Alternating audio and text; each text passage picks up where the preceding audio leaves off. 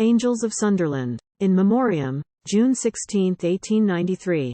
By John Hartley. On the 16th of June, 1883, the children of Sunderland hastened to see strange wonders performed by a mystic man, believing, as only young children can. And merry groups chattered, as hand in hand, they careered through the streets of Sunderland. In holiday dress, and with faces clean, and hearts as light as the lightest, I ween. The hall was soon crowded, and wondering eyes expressed their delight at each fresh surprise. The sight of their bright, eager faces was grand, such a mass of fair blossoms of Sunderland. With wonder and laughter the moments fly, and the wizard at last bade them all goodbye, but not till he promised that each one there, in his magical fortune should have a share. Such a wonderful man with such liberal hand, had never before been in Sunderland. They danced, and they shouted, and full of glee, they rushed to find out what these presents could be, and the sea of young faces was borne along, until checked by a barrier, stout and strong. And then the bright current was brought to a stand, and a heart-piercing shriek rang through Sunderland.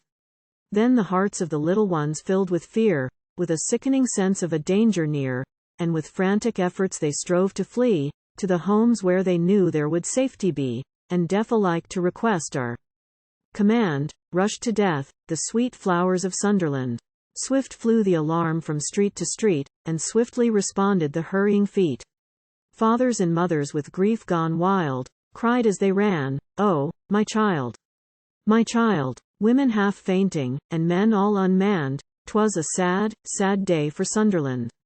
Pen cannot tell what keen anguish wrung their bleeding hearts, as the fair and young were dragged from the struggling, groaning mass, mangled, disfigured and dead, alas!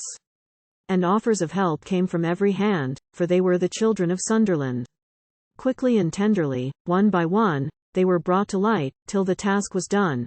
The wounded were tended with kindness and skill. Side by side lay the dead, all so ghastly and still. What a terrible tale told that silent band, as the Sabbath sun rose over Sunderland. In the promise of beauty and strength cut down, 200 spirits from earth had flown. 200 frail caskets that love could not save, awaiting their last earthly home in the grave. And a crowd of white angels expectant stand, to welcome the angels from Sunderland. Woe in the cottage, and woe in the hall. Woe in the hearts of the great and the small. Woe in the streets, in the houses of prayer. Woe had its dwelling place everywhere.